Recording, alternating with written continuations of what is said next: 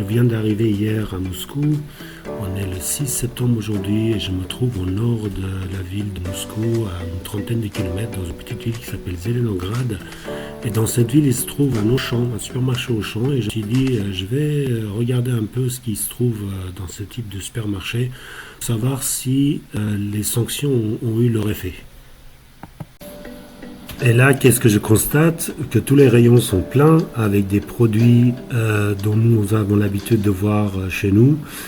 Et évidemment, j'étais très étonné de voir ça. Là, par exemple, dans le rayon des bières, j'ai vu même des bières belges, allemandes, hollandaises, françaises, américaines, à des prix tout à fait abordables. Regardez, des canettes à 1,20 €, à 99 centimes, à 2 euros, des bières locales à 50 centimes, évidemment, ils sont moins chers. Voilà, ça manque de rien. Je veux dire, toutes les marques que nous connaissons chez nous sont représentées ici. Après, dans la partie des bières sans alcool, j'ai même vu de la bière sans alcool américaine Bud Light à 49 centimes, comme vous pouvez voir ici.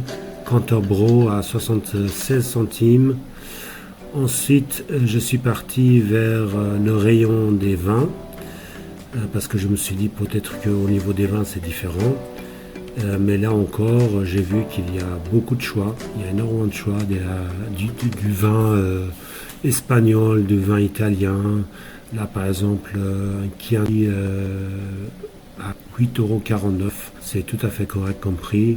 Un Bordeaux rouge à 9,29 €. Là, ce sont des prix qui me choquent absolument pas et qui m'étonnent d'ailleurs, parce que je me demande, malgré les sanctions, comment ils arrivent dans les rayons des supermarchés russes à ce tarif-là.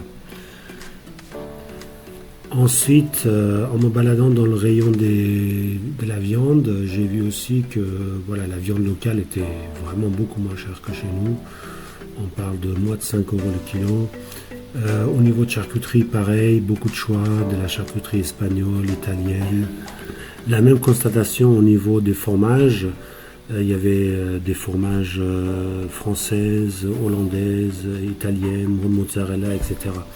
Donc voilà, un petit constat vite fait en vidéo de Moscou. J'espère que ça vous a plu et d'autres vidéos suivront bientôt. Merci encore d'avoir regardé cette vidéo.